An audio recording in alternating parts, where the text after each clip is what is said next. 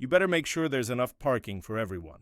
That's the message the HOA president sent me, phrased like I was running the event. I almost choked on my coffee. I don't rent this property. I live here. And now there's a catering invoice with my name on it, and 80 people supposedly arriving at my quiet little retreat this weekend. My hands actually trembled imagining my dock swarming with strangers. Has anyone ever just claimed your home out of nowhere? Tell me in the comments if you'd be as furious as I was. The morning started peacefully. I was in the kitchen, staring at the lake through the window, steam curling from my mug. Our aging wooden deck reached toward the water, where just yesterday I'd spotted the loon nest near the shore. The framed federal research permit on the wall behind me felt reassuring, official. Then my phone buzzed with an email notification, and everything changed in an instant. The subject line read, Event Confirmation, Waterfront Community Day. My address, my dock, detailed parking instructions for 80 confirmed guests. I read it 3 times before my brain caught up. The email included vendor confirmations, catering schedules, and a hand-drawn map pointing straight to my property, signed by Pamela Knox as venue coordinator. I laughed out loud at first. This had to be a mistake, some administrative mix-up easily fixed with a phone call. Then I saw the catering invoice attached. Made out directly to me, Mason Hale, the supposed venue owner. My name. My responsibility. She'd already spent money, assuming she had control of my house. Coffee sloshed across the counter. My heart pounded. This wasn't a mistake. Someone was attempting to take over my property. With shaking hands, I pulled up the ownership record on my laptop. There it was, crystal clear, my name as sole owner. The boundary survey showed my house well outside HOA territory. I'd chosen this property precisely because it wasn't part of any homeowners association. No paint restrictions, no limits on research equipment, no monthly neighborhood aesthetics meetings. The entire point was freedom to work in peace, far from bureaucratic interference. My eyes flicked back to the federal authorization. Quiet hours? Research certification for the loon nesting acoustic study. 8 weeks of baseline recordings already complete. A 300-foot noise buffer required by law. Not optional, mandatory. If nearly 100 people showed up with music, chatter, and slamming car doors, months of irreplaceable data would be ruined. I'd have to start over next breeding season, assuming the loons even returned. Years of research threatened by one woman's delusion. Nora stepped into the kitchen, saw my face, and froze. What happened? I turned the laptop toward her, pointing at the email. She read silently, her expression shifting from confusion to disbelief to shock. That's fraud, right? She can't just claim property she doesn't own. The map literally points to our dock with parking directions. Exactly, I said. She's telling people where to park on our land like it's hers. Like we don't even exist. I grabbed my phone and called the county office. The clerk confirmed our septic permit, residential use, and a maximum of 12 guests for gatherings. Anything more would require commercial permits and entirely different infrastructure. Nearly 100 people would violate 6 different codes. When I explained the situation, she paused. You might want to document everything, she said cautiously. This could escalate. The concern in her voice told me this was bigger than I thought. Rebecca Moore, my neighbor to the south, wasn't in the HOA either. She owned a drone for monitoring lake health after a pollution scare 2 years ago. I walked over with the printed email. She listened to the entire story, jaw dropping. Pamela did what? Rebecca shook her head. I've dealt with HOA overreach before, but claiming someone else's private property? That's a new low, she pulled up her tablet. The HOA had been promoting this event for weeks. Community waterfront celebration. Bring the whole family. I scrolled through posts. Residents confirming attendance. Kids asking about swimming areas, someone requesting handicap parking near the venue. All pointing to my house. My stomach nodded. How many had Pamela convinced that my private lake house was community property? The afternoon revealed more. I checked security camera footage from the past week. 3 vehicles had driven down my private road, stopping at the gate, taking photos. One person walked along the fence line, measuring. Another scribbled on a clipboard. They were scouting my property like it belonged to them. Like I'd granted permission, I definitely hadn't. Nora found me in the home office, surrounded by printed documents, ownership records, septic certification, federal research license, screenshots of every email. She sat down. We need to stop this before Saturday. I nodded, drafting responses in my mind. But first, I needed to know how far this had spread. How many people truly thought they had permission to use my land? I called the catering company listed on the invoice. A professional voice answered. I explained I was Mason Hale, the venue holder, and never approved any event. Silence, then shuffling papers. Sir, we have a signed contract from the HOA president.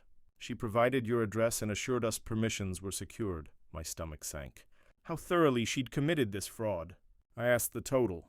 $1,500 for food, $800 for equipment rental, all in my name without consent. The caterer sounded nervous. We were told this was a community event with full cooperation, they admitted.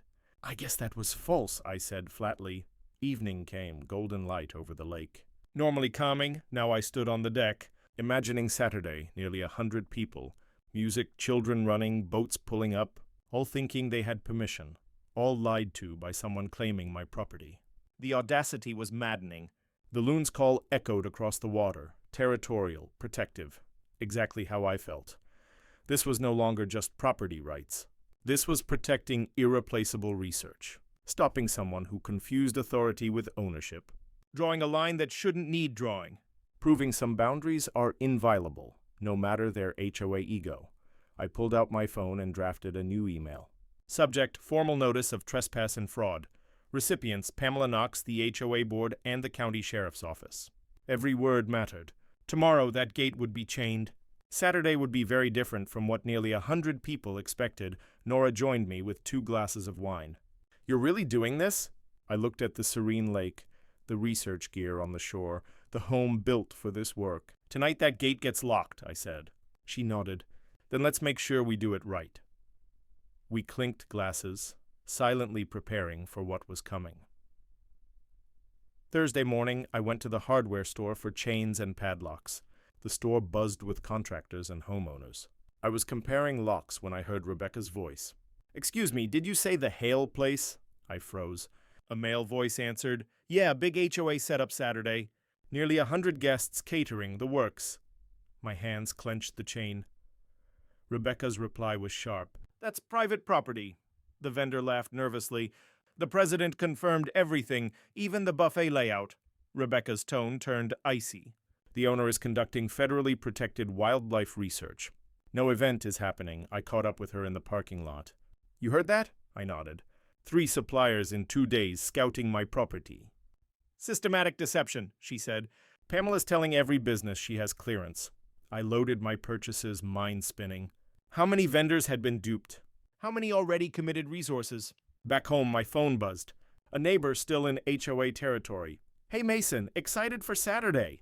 We're bringing kayaks, launching from your beach. My throat went dry. No event is happening here. This is private property. Confused. But the HOA bulletin said waterfront celebration at Hale Residence. Carefully. That circular contains false information. My property is not available for any gathering. Calls kept coming about parking and bathrooms, proof of how far Pamela's lies spread. Many had planned their entire Saturday around my house. Nora came home around 4. The kitchen table was littered with notes, names, numbers of everyone contacting me. She studied the list. This many people can't all be lying. They're not, I said. They're being lied to. Pamela had constructed an entirely fabricated story. She was turning the community against me without their awareness. That evening, Rebecca called. You need to see this, she said. I drove over immediately. Her laptop was open to the community message board. Thread after thread focused on Saturday's event. Someone asked about bringing dogs. Another inquired about vegetarian catering. There were debates over whether the lake would be warm enough to swim. Every discussion revolved around my property, all completely unauthorized. But that's not even the worst part, Rebecca said, scrolling. One post asked why the property owner wasn't involved in planning discussions. The replies made my stomach drop. People labeled me as notoriously antisocial. One suggested I agreed to things just to avoid conflict. Another accused me of being difficult about details, classic researcher behavior. Apparently, Pamela had been portraying me this way to the community for weeks. That evening, I drove to the local bait shop, a hub where lake residents exchanged news and gossip. Jim, the owner, greeted me with unusual excitement. Big day on Saturday, huh? I stayed silent, and he hesitated. Pamela was in here Tuesday with maps. She showed everyone your beach access, said the HOA finally secured community use rights, he explained. My jaw tightened. She had displayed maps of my private property. Jim's enthusiasm dimmed. She had formal-looking documents, spoke about shared waterfront benefits, and painted the event as a done deal. How many people did she show? I asked. Maybe 20, Jim replied, thinking. A couple of fishing groups, some families planning outings. She made it sound finalized. Walking back to my truck, I saw flyers posted on the community bulletin board, Waterfront Family Day. Saturday, 10 Sagals a.m. to 4 p.m. Location, Hale Research Property, Lakeshore Drive activities, swimming, kayaking, nature walks. Picnic a phone number for questions, not mine, likely, Pamela's cell. Later, an unexpected visitor arrived. A catering truck pulled up to my driveway, the driver clearly confused by the locked gate. Can I help you? I asked. He checked his paperwork. Final site inspection for Saturday. Need to measure the setup area. No event is happening, I said. His face shifted from worry to anger. Ma'am, there's $1,500 worth of food. Deposit paid. HOA president signed the contract 2 weeks ago. We turned down 3 other jobs for Saturday. This fraud could ruin us. I suggested he call his legal team immediately. He did, leaning against his truck, voice escalating with each explanation. By the end, he was exhausted. My boss wants everything documented. Can you sign a statement you never authorized this? After he left, I noticed movement across the lake, binoculars catching the sunset. Someone was surveying my property from the opposite shore. Later, I learned it was a neighbor trying to help with event layout. Even that observation became unintentional evidence for the fraud case. The scale of Pamela's deception was staggering. She had convinced the community that this event was legitimate, authorized and welcomed, entirely fabricated. Nora found me on the deck, watching the fading light. We had moved here for quiet research, peaceful evenings, conservation work. Instead, I was defending my property from someone misusing HOA authority. She squeezed my shoulder. Tomorrow we install the chain. Saturday we document everything. And we make sure this never happens again. My phone buzzed. A text from Rebecca. Just intercepted another vendor scouting your road. Portable restrooms. Told them private property. They're shocked. How many providers did Pamela hire using your address? I replied, we'll find out Saturday when they all arrive at a locked gate. Her response, I'll record everything with my drone. Legal documentation is about to be comprehensive. The rest of the evening I spent drafting certified letters to the HOA board, all vendors I could identify, and the county environmental office. Each carefully worded to document the deception, protect the research license, and affirm property boundaries. Saturday wasn't just an event anymore. It was about creating an evidence trail to prevent Pamela from ever doing this again. At 11:47 p.m., my computer clock showed time ticking. In less than 36 hours, nearly 100 people would show up expecting a party. Instead, they'd face a locked gate, federal warnings, and the truth about Pamela's fraud. I felt cold determination more than sympathy for the misled families. My property, research, and rights were non-negotiable. Friday morning. An unexpected call. This is Patricia Collins from Lakeshore Liability Protection regarding a special event policy for tomorrow at your property. My coffee froze halfway to my mouth. The community celebration? Nearly 100 guests? Your HOA president applied for additional coverage yesterday using your property without your consent? Yes, I said, explaining the entire fraud situation. Patricia's tone shifted. Without property owner consent, no policy is possible. This application will be flagged for deception review. Later, a county vehicle arrived. The environmental health inspector needed to verify septic permit status for the weekend. I showed my residential permit. Maximum 12 guests, no commercial use. His eyebrows shot up. Nearly 100 people on a 12-guest system was an immediate violation. He photographed the property line, documented everything, and assured enforcement would be ready. Third contact, a local event coordinator offering day of management. After I explained the situation, they immediately withdrew, citing liability concerns. Another professional stepping back from Pamela's scheme. Even stranger, a wedding photographer called about backup dates. Sorry, what wedding? I explained Saturday's event was fake.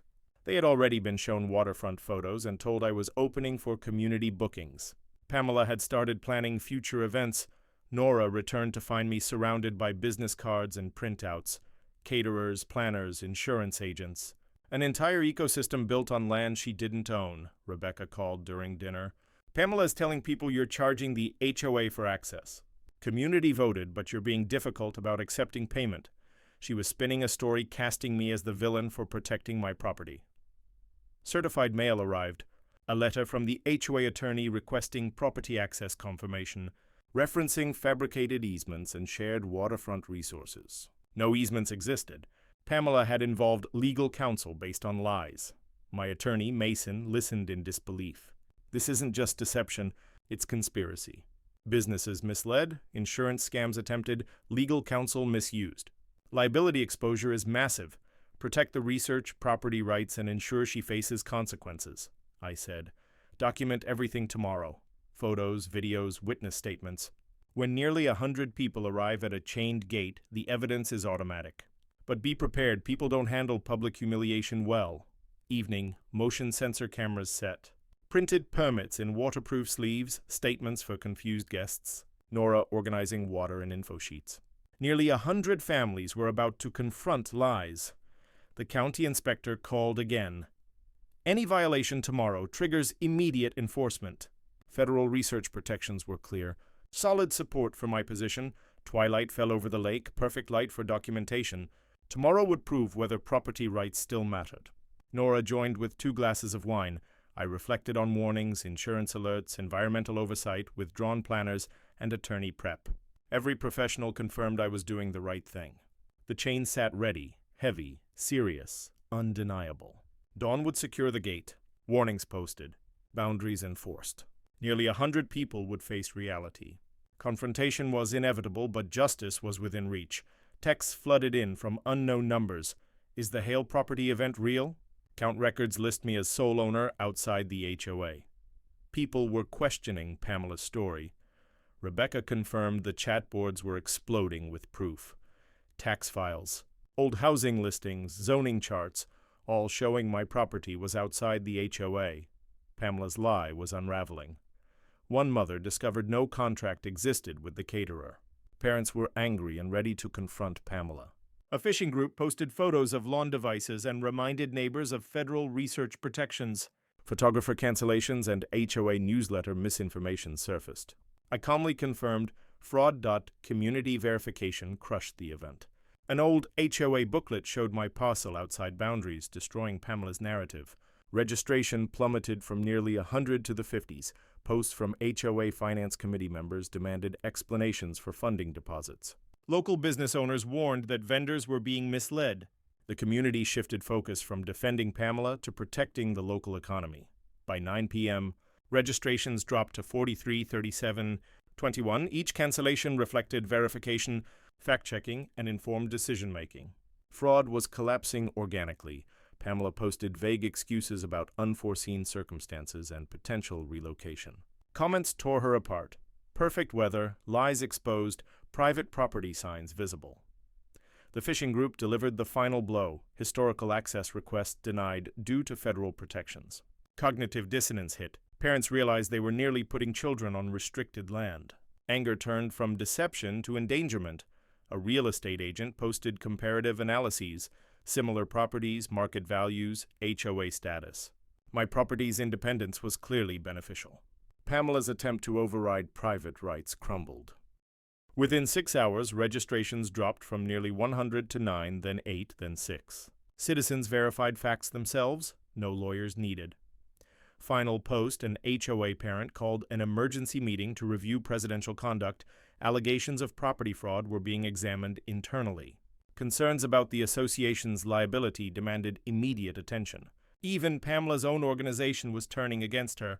I set my phone aside, drained from constant monitoring. Tomorrow morning, maybe 6 people would actually show up, expecting a party. Perhaps a few stragglers hadn't checked for updates. Yet the massive intrusion Pamela had planned was already undone by citizens conducting simple research. Public records directly refuted the fraud. Rebecca's last message pinged, "Drone is ready." I suspected the spectacle was already over. Tomorrow wouldn't see 80 families. Only Pamela would face consequences. Nora brought me tea and settled on the couch beside me. The internet had just fact-checked an HOA president into irrelevance. I laughed despite being exhausted. Citizen journalism at its finest. No official media, no government inquiry, just people verifying claims, sharing information, and protecting one another. Democracy operating exactly as intended. The night fell quiet, interrupted only by occasional notification pings. More cancellations, more apologies, more conversations about HOA accountability. I had been prepared for confrontation, legal wrangling, a dramatic showdown. Instead, the community had self-corrected, dismantling the fraud before it could even fully take shape. Tomorrow's chain installation now felt almost anticlimactic, though necessary, I reminded myself. The 6 remaining attendees required clear communication. Preventing future issues demanded unmistakable boundaries. Pamela needed physical proof that private property meant exactly that, private, protected, and entirely beyond her control. I checked registrations one final time before bed. 4 confirmed attendees remained. Part of me wondered if they were Pamela's family, too loyal to back out, or genuine believers thinking HOA authority outweighed property law. Either way, tomorrow at dawn that gate would be chained, federal signs posted, property secured, research permit displayed. A clear reminder of the real stakes. Not just property rights or HOA overreach, but the safeguarding of irreplaceable scientific work. 8 weeks of acoustic data preserved. Lawn's nesting study continuing undisturbed. Environmental research prioritized over someone's delusions of ownership. Nora squeezed my hand. Tomorrow's going to be weird. Probably, I agreed, but likely far quieter than expected. She smiled. Thanks to strangers on the internet doing better investigation than most professionals, we clinked our tea mugs, honoring citizen fact-checkers and property lines that actually matter. Saturday morning arrived. Golden light filtering through the trees. Sleepless from rehearsing scenarios all night, I lifted the heavy industrial chain, padlock gleaming beside federal warning signs, ready to install. Nora appeared with coffee and camera gear. "Ready for this?" she asked. I nodded, loading everything into the truck. Rebecca's message pinged. Drone prepped. "Recording from my property. Legal documentation begins now." This wasn't just about stopping today's event. It was about generating irrefutable evidence for whatever came next. We drove the quarter-mile to my gate. A solid metal frame, fence extending into the woods on either side. Existing no trespassing signs looked tiny compared to what we were about to post. The morning felt heavy. Some people were still planning to arrive. I threaded the steel loop through the gate, metal clattering in the quiet dawn. Each link reinforced the boundary. Private land, federally protected research area, off limits. My hands shook slightly but remained precise. The padlock clicked shut with satisfying finality. I tested it 3 times, solid, immovable, exactly what was required. Then came the signs. Private land, federal research protected zone, no unauthorized entry. Violators subject to federal prosecution. Mounted at eye level, impossible to miss. Nora photographed everything while Rebecca's drone circled, creating a complete record. Proof that this was careful, lawful defense. Neighbors appeared quietly, observing from porches and mailboxes, coffee in hand. Last night's fact-checking had already spread. This morning was simple validation. I added final touches, reflective strips on the lock for visibility, laminated deed, septic permit, and research license posted clearly. County certification and environmental research credentials displayed for anyone approaching, informing, not just barring entry. Rebecca walked over, leaving her drone hovering. "How does it feel?" "Strange," I admitted, "protecting something that should never have needed protection." She nodded in understanding. I'd felt the same when my old HOA tried, claiming my backyard for neighborhood beautification. Property. Rights shouldn't require this kind of defense. The clock read 8:47. The event was scheduled for 10 what? Cameras running, motion sensors active, documentation ready. Now we waited. Would anyone show up? Would Pamela dare? Would the 4 remaining registrants arrive expecting a party? Nora brought folding chairs, bottled water, printed information sheets. If people showed up confused, they deserved an explanation. No anger, just facts, I agreed, though a part of me had anticipated confrontation, wanting Pamela to witness the failure of her scheme. Locked gate, federal warnings, community awareness. Around 9:15, a sedan arrived. The driver puzzled by the chain. I calmly explained with a fact sheet, private property, federal research site, fraud documented. She had brought her elderly mother for a lake outing but left embarrassed, thanking me after I directed them to the public beach. Rebecca's drone captured everything: timestamps, license plates, peaceful resolution, evidence that property protection didn't require aggression, just clear communication and documentation. As the sedan disappeared, I felt a strange mix of relief and disappointment. Where was Pamela? Where was the dramatic confrontation? 20 minutes later, a minivan stopped. Kids asking about the party. Parents read posted documents, faces sinking. I explained, private research land, federally protected. They realized they'd nearly trespassed, apologized, and left, disappointed but safe. A fisherman arrived, not for the event, but to show support, from the same online group that had posted evidence. He shook my hand, praised the research, took photos to document HOA overreach. By 10:30, only these 3 vehicles had appeared. No Pamela, no catering trucks, no nearly 100 confused families. Just an empty road, locked gate, morning birds singing. Rebecca landed her drone, reviewing footage. Kind of anticlimactic, she said. Exactly, I realized. Community fact-checking worked. Citizen investigation prevented the crisis. The barrier became symbolic rather than practical, a statement about boundaries, rights, and protection. Not a battleground, but a declaration. My property, my rules. End of discussion. Nora packed up the camera equipment. Think she'll show up? I doubted it. Pamela had to know her event collapsed. Registrations fell to 0. Community turned against her. Vendors withdrew. Even appearing would force her to admit catastrophic failure. Easier to hide, claim miscommunication, and let attention fade. The morning stretched to noon with no further visitors. Folding chairs, planned confrontation, information sheets, all unnecessary. Victory by default. Property secured without drama. Research protected without conflict. Rights upheld through facts, not force. Around 1:00 p.m., Rebecca received a message from someone tracking community discussions. Rumors spread Pamela had resigned. Board supposedly accepted immediately. I leaned back. A rumor of retreat. Not a fraud admission, not an apology, just whispers of her stepping away. Nora brought lunch from the house. We ate beside the locked gate, a surreal picnic celebrating nothing happening. Protecting nothing, defending emptiness, yet somehow deeply satisfying. The lock symbolized more than physical security. It represented boundaries, authority limits, property meaning property.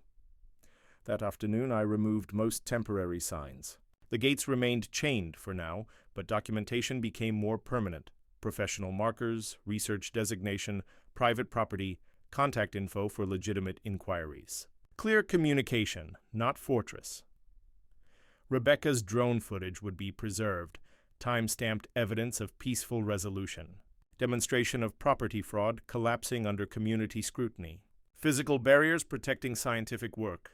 Rights defended without violence, just a chain, a padlock, and the determination to uphold what was legally mine. The loons called across the water.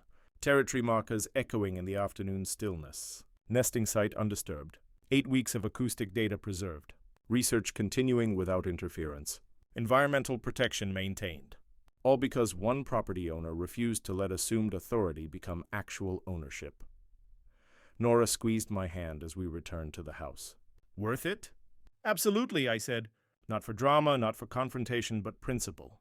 Proof that property rights still matter. Evidence that fraud fails when citizens verify facts. Protection of research critical to conservation. The lock would remain for a while, a reminder and warning. Eventually it would come down, the gate returning to simple closure. Today's symbolic setup had already fulfilled its purpose. A drawn line, a statement, protection for what truly needed it. Evening brought reflection rather than celebration. No dramatic showdown, no viral confrontation, just quiet assertion of rights, backed by facts, defended through legitimate means. Sometimes the most effective battles are won before they're fought. Today proved it. At 10:03 the calm broke. A single catering van rounded the bend, slamming brakes at the chained gate. Later I learned their contract had a no-cancel clause within 48 hours. They had no choice but to show up. Doors flew open, 2 staff staring in disbelief as Miguel, the head caterer, pulled out his phone. I stayed on the porch, Nora beside me with camera rolling, Rebecca's drone humming. Miguel shouted about $1,500 of food, insisting Pamela had promised access. Another driver read the notices aloud. Federal study ground, not community space. Only a few more cars followed. 2 families with kids and picnic gear. Confusion rippled as children pressed at windows and parents checked phones. A mother with a toddler asked where to park. I handed her an info sheet. No event, private property.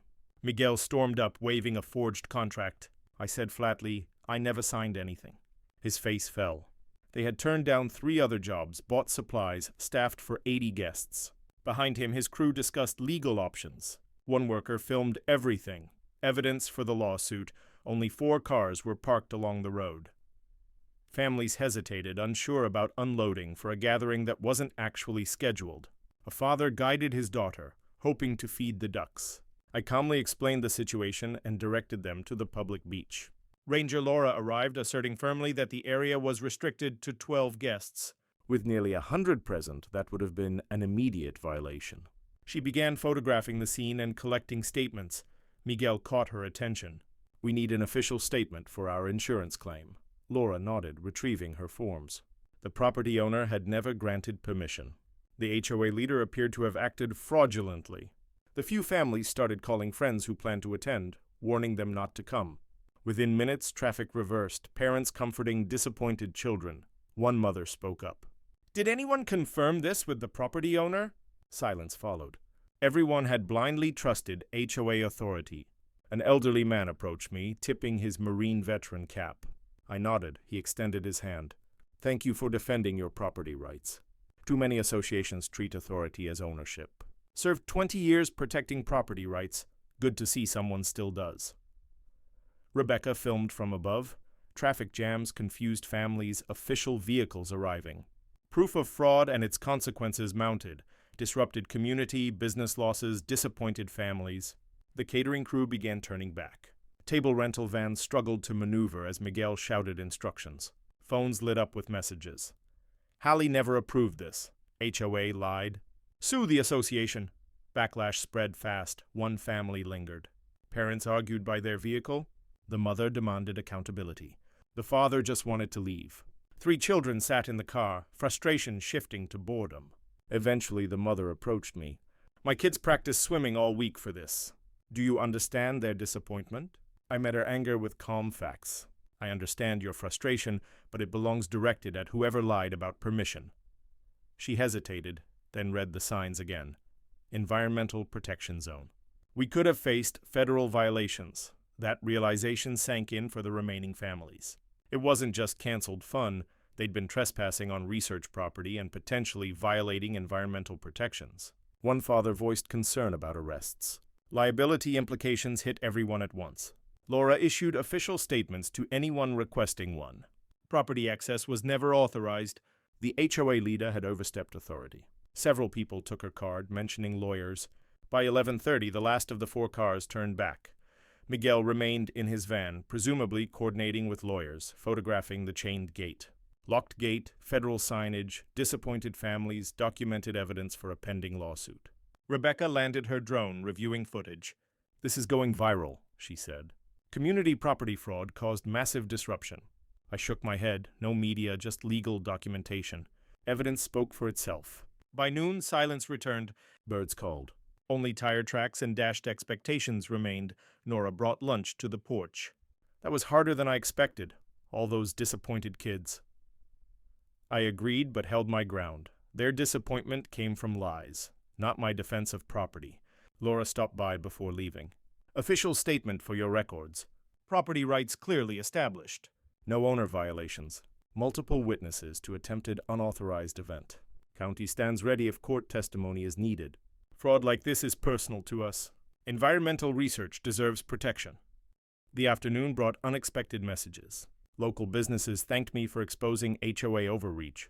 Teachers mentioned using the incident as a civics lesson. Environmental groups offered support. Community reaction shifted from disappointment to accountability. Rebecca compiled all footage into a detailed timeline. Event scam.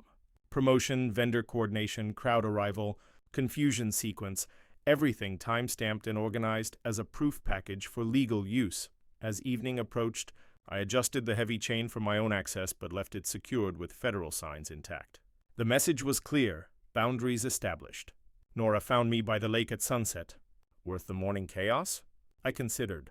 Nearly 100 people hadn't invaded the research site. Federal protection held. The community learned verification matters. Pamela's fraud collapsed publicly. Yes, I said, absolutely worth it. Loons called across the lake. Research equipment captured perfect audio. No human interference, no crowd noise, no unauthorized celebration. 8 weeks of data preserved. Mission accomplished. Sometimes justice arrives as a group of confused families at a locked gate. Today proved reality beats fraud. Facts defeat false authority. Property rights endure when backed by evidence. Sunday morning, notifications flooded my phone.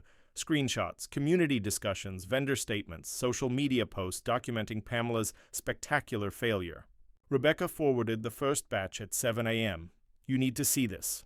The internet is judge and jury. A compiled timeline showed Friday's vendor coordination, Saturday's gate chaos, and Pamela's resignation, all with receipts, screenshots, and professional documentation. Comments multiplied, HOA horror stories shared, property defense praised, and accountability demanded. Lakeside Catering released a statement. We were defrauded by HOA leadership claiming unauthorized venue access. Thousands of dollars lost in canceled event costs. Legal action pending. Miguel's crew shared behind-the-scenes footage of the gate confrontation. Rental company warnings spread. Verify authorization directly. Do not rely on HOA claims. Photos showed trucks stuck in traffic. Families turned away. The local newspaper contacted me at 8:30 a.m. for comment on HOA property fraud. I carefully stated the property owner never authorized the event. HOA president exceeded authority. Federal research protections maintained. Rebecca arrived at 10 a.m. Every HOA within 50 miles is discussing this, she said. Warnings circulated, complaints filed, insurance and environmental investigations launched. Pamela's single act triggered broad accountability. Real estate agents noted potential harm to association credibility and property values. Community groups shared protective measures. One mother's account of disappointment went viral, resonating with thousands. Sponsorship companies withdrew support and pursued legal recovery. Sunday afternoon saw cascading vendor reviews, Miguel's $5,000 loss, damaged table rental gear, insurance discussions over false claims. Pamela's name circulated among underwriters. Local law enforcement confirmed multiple fraud reports. County prosecutors reviewed documentation. Federal environmental offenses came under review. HOA attempted damage control. Resignation didn't repair credibility. An unexpected ally emerged. A Marine veteran detailed his 20 years protecting property rights, validating the confrontation. Fishing communities supported research protection, highlighting loon populations. Businesses and neighboring associations rallied, demanding strict venue verification policies. Monday brought media interview requests. I declined on-air interviews but provided written statements, keeping the factual narrative intact. Vendor warnings spread. Small claim suits followed. Rebecca compiled a final damage summary. Vendor losses exceeding $10,000. Insurance inquiries and multiple legal actions pending. Community trust damaged. HOA credibility annihilated. My research continued undisturbed. Perfect acoustic recordings, federal permit renewed, academic publication pending. Nora summarized. Pamela tried to claim authority but inadvertently educated the region on HOA limits. Sunset over the lake, chains stored, federal signs remained, peaceful evening. Justice served through community verification and professional accountability. Standing my ground created waves that lifted everyone, except those who deserved consequences. 2 weeks later, acoustic analysis showed crystal clear loon calls, pristine recordings intact. 8 weeks of baseline data preserved.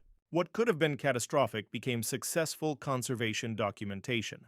Federal permit arrived via certified mail with commendation for exemplary site protection. The research paper followed. Acoustic analysis of loon territorial behavior in protected lakes. Special recognition credited community members defending the study site. Rebecca shared conservation articles praising the defense. County hearings confirmed property protections. Insurance investigation validated fraud. Academic acceptance followed, journals noting research protection success. Environmental education expanded, students created presentations, local schools requested guest lectures, youth groups studied the incident as advocacy, the HOA transformed. New board reforms included presidential authority limits, mandatory event verification. Neighbors became supportive. Spring brought loon pairs to traditional nests, equipment captured calls, federal designation replaced temporary signs, and official status provided protection. Visitors stopped at the gate for educational opportunities. Nora organized a community presentation at the library. Attendees engaged genuinely with conservation lessons. Research revealed intricate loon communication patterns. Professional recognition followed. Conservation conference invitations, federal funding for multi-year equipment upgrades. Community partnerships developed. Fishing groups coordinated schedules. Environmental organizations supported goals. On a warm June morning, I removed the last physical barriers. Gate open, federal designation, providing protection through legitimacy. Nora asked, "How's it feel?" "Different," I said. Fraud defense led to conservation advancement. Loons called agreement across the water. Research equipment hummed, data pristine, permit secure, publication pending, community educated. Summer brought graduate students for methodology training. Environmental advocates studied site protection strategies. 3 successful loon nests recorded. Acoustic data contributed nationally. 8 weeks of protected research yielded ecosystem-wide benefits. Winter reflection confirmed the victory. Snow covered the lake, plaques visible, protected, preserved, defended. Spring would bring loons, research ongoing on firmly defended property. The small federal plaque glinted in fading light. I exhaled. Protecting my dock ended up benefiting everyone. Boundaries weren't just fences, they were promises, and they deserved to be kept.